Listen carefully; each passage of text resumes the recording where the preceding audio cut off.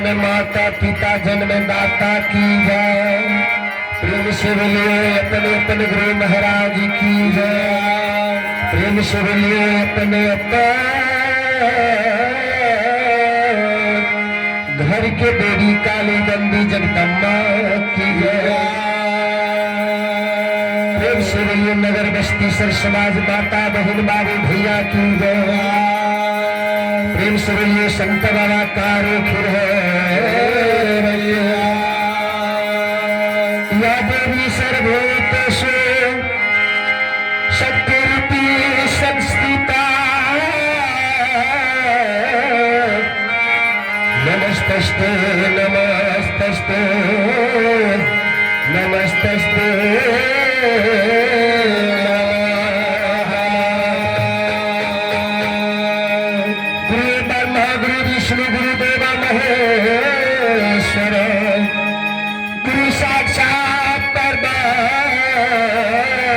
तस्मै श्री गुरु नमः। कर्पूरे गौरव करुणावतारं संसारसारं भुजगेन्द्रहारं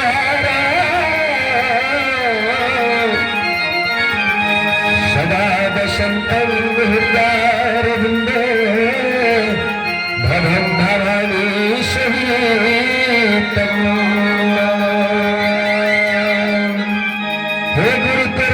बिना हे गुरु तेरे दरस बिना सुखे सकल शरीर मेरे भागनी नहीं सुखे गुरु जी झर झर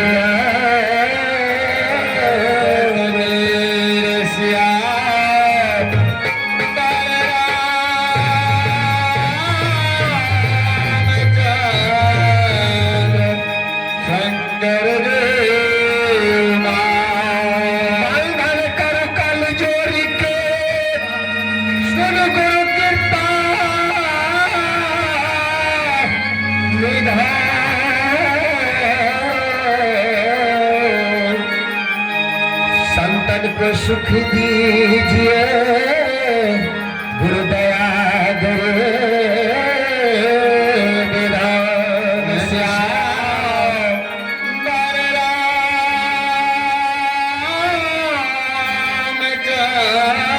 चंद्र शंकर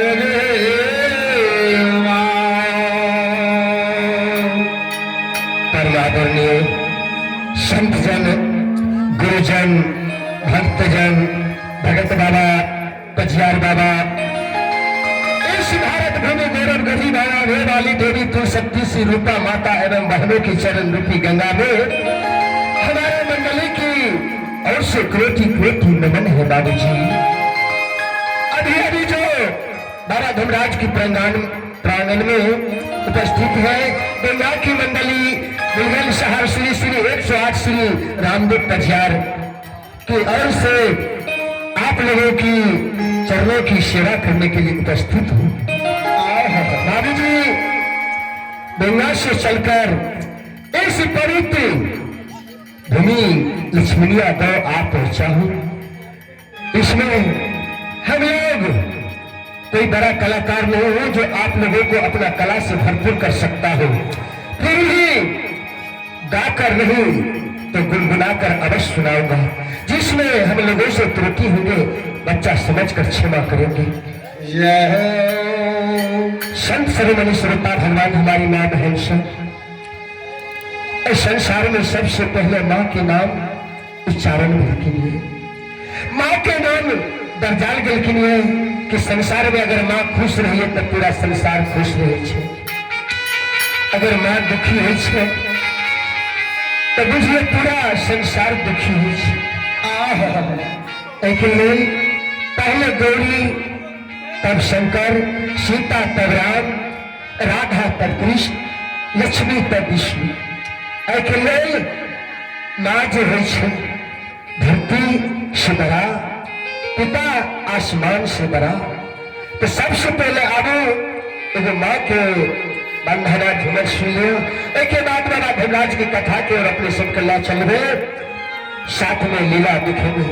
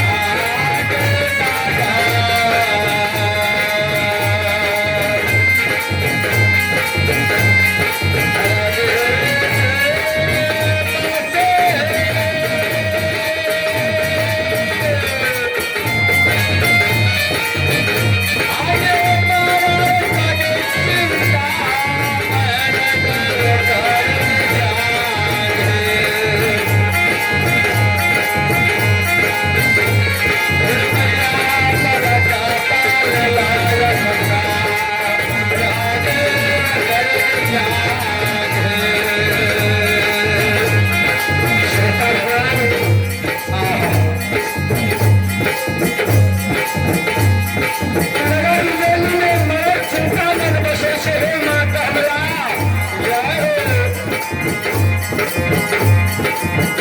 एकरे जान के बढ़िया बेटा जन्म लेके एकर नाम जय सिंह महाराज छियै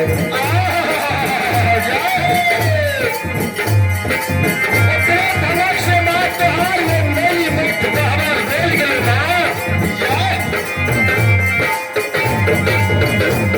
आगे जा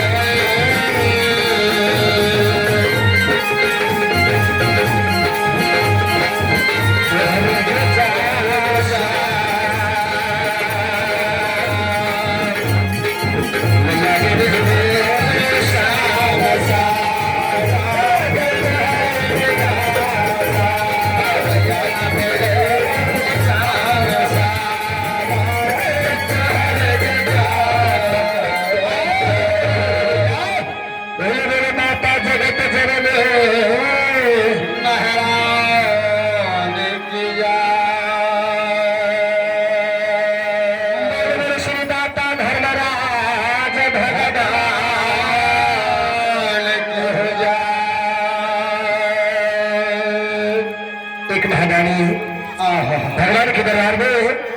बहुत श्रद्धा के साथ भरत बाबू जी स्थानीय निवासी 11 रुपया से दान के लिए और दानी बाबू के भगवान समस्त परिवार का सुख शांति बल कामना के पूरा करी हो, चाहे दानी दाता की जय हो, चाहे उनकर समस्त परिवार की जय हो। भगवान केवल बाबू स्थानीय निवासी भगवान के दरबार में बहुत श्रद्धा के साथ 51 रुपया दान के लिए बाबू के भगवान बिगल काम के सुधार दी हो, बारी फुलवारी आनंद राखी हो और उनका समस्त परिवार का सुख शांति और मंगल कामना के पूरा करी हो, चाहे दानी दाता की जय है, चाहे उनका समस्त परिवार की जय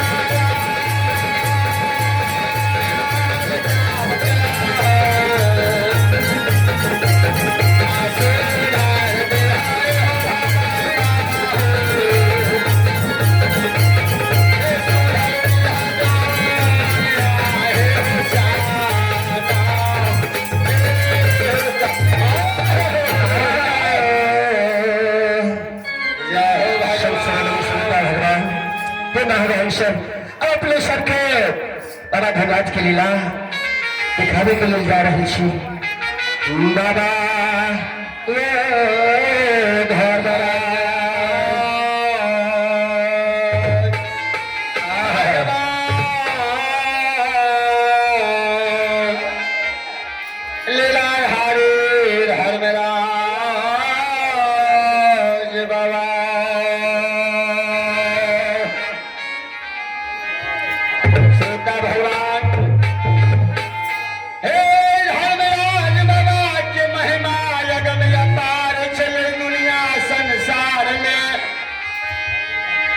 संसार में कोई एकर पार नहीं पावे छे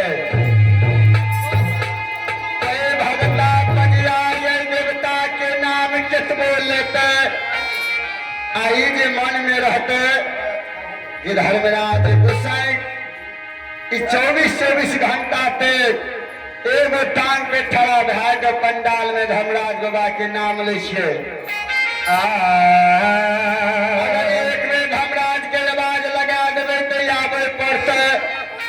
बाबूजी धर्मराज गोसाई नहीं जाए छे कोई भगत बाबा कहे छे ओई गाम में पूजा के लिए दाई माय बहिन के कोई में बेटा नहीं होत रहे बेटा दलिए हमर नाम तो दुनिया में उजागर भै गेल छे कि फल्ला भगत बहुत बड़का नामी छे बाबूजी अपन बड़ा अपना मुंह से कोई भगत करे छे बुझलिए कि ओकरा मन में कुछ गौरव छे कि हम बड़का भगत छिए भगत बाबा चाहे एक काम में डाल के भविष्य में तो भै गेले धर्मराज गोसाई बाबा जे अपन चर्चा भगत बाबा सब करे छे गोसाई ओकरा पे रहे छे जखन समय आवे छे तो पीछा तुरंत हट जाए छे जे दाई माय बहिन बाबू भैया बेटा के गौरव करे छे टाका पैसा धन दौलत के गौरव करे छे धर्मराज को सब पल मिनट में ओकर गौरव के तोड़ दे छे कोई दाई माय बहिन कह के हमरा एक में भगवान 5 गो बेटा देने छे आ कोई बाबू भैया कहते हमरा बहुत धन दौलत छे धन के गौरव करे छे बेटा के गौरव करे छे पुरुष गौरवी के गौरव तुरंत पल मिनट में तोड़ दे छे देखे छे हमरा पर राज बाबा ले कते बढ़िया पूजा पाठ भेल छे सेब संतोला अंगूर लड्डू पान सुपारी केला सब कुछ चढ़ल छे अगर यही धर्मराज के मन है नहीं हेते चीज का आधार करे के तो कहियो नहीं आधार करते सती सेवक दाई माय बहिन अगर मन लड्डू चढ़ा देते बोझक बोझ अगरबत्ती जला देते कहते धर्मराज गोसाई ले एते खर्चा कर लिए नहीं आवे पड़ते तो गोसाई 7 दिन 7 रात भगतिया अगर हल्ला करते रह जते एगो काल पर हाथ ला के तो वही ठीक नहीं जते सती सेवक अपना मन धन से एगो तुलसी मुड़ी लाकर खड़ा भैते धर्मराज गोसाई के नाम ला लेते सुधियत माँ क्या कर बाबूजी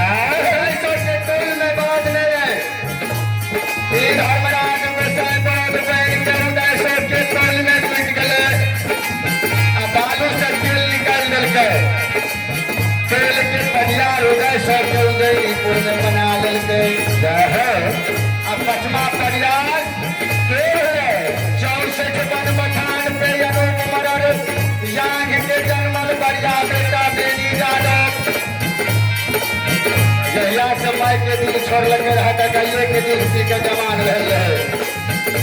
देवी दादा के बना ले और अपने सबसे कहल दिया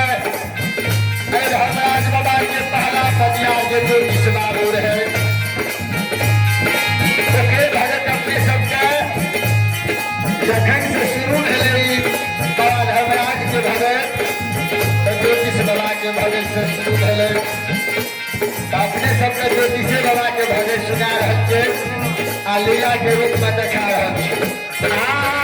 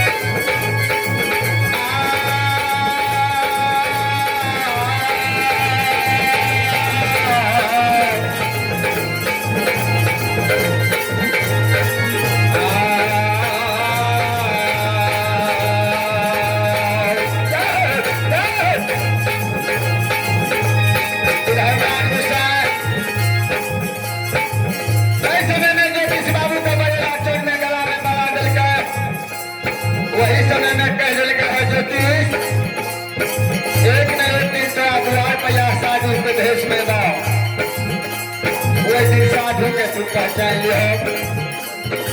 ज्योतिष बाबू धर्मराज बाबा के सामने सब चल के अपनी सरकार कहिया जरूर साधु भेज कर पहचान जाओ धर्मराज विषय महावीर जी ज्योतिष बाबा के द्वार पर गए साधु के भेष में ज्योतिष बाबा साधु बाबा के नहीं पहचान लगे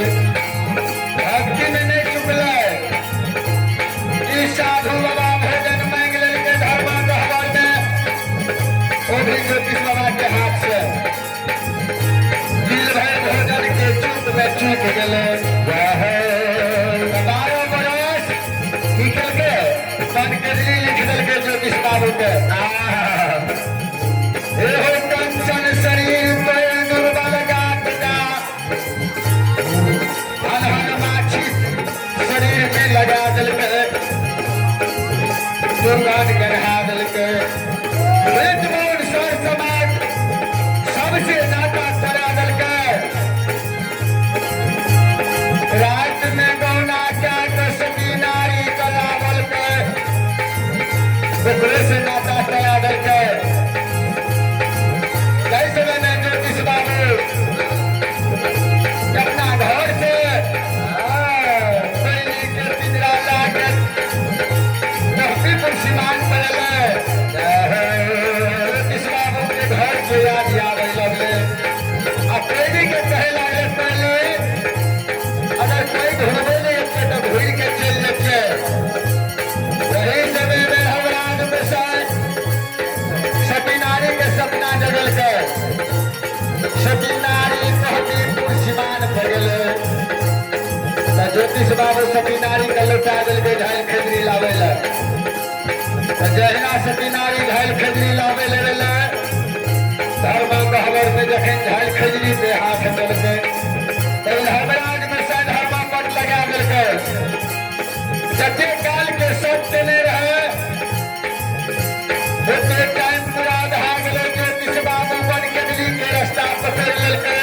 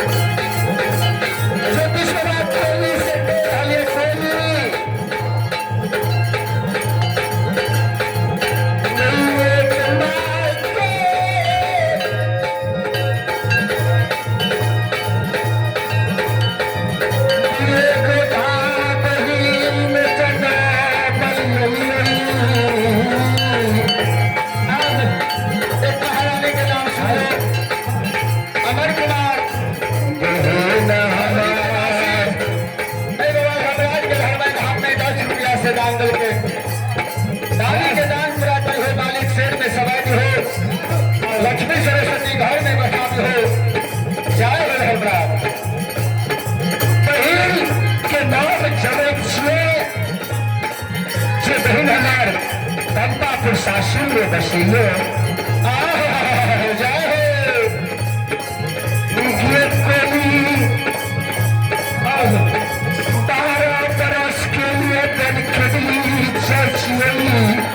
एक महारानी के नाम सुन लो।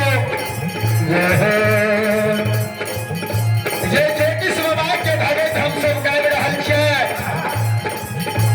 ई महारानी बच्चा जे धर्मराज बाबा के खता में दान करके ओकरो नाम ज्योतिष कुमार छे। क्या है मालिक? ज्योतिष कुमार के दान पूरा करे हो मालिक। शेर में सवारी हो, लक्ष्मी सरस्वती घर में बसावे हो। ज्योतिष कुमार के समस्त परिवार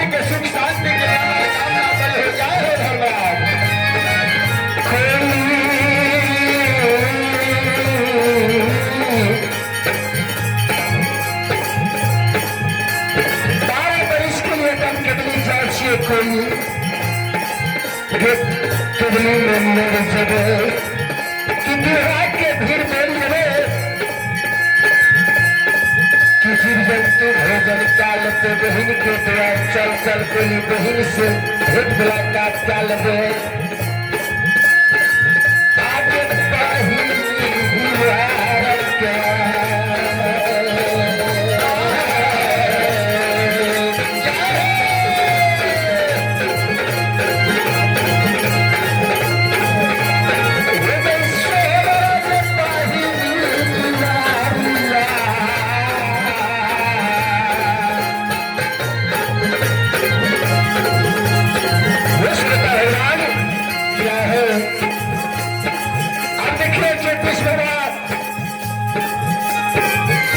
के पिघला लेने हाथ में एक हाथ में फेंकनी लेने सुख के पोटरी धरती पर नंदग्राम में छोड़ दिल के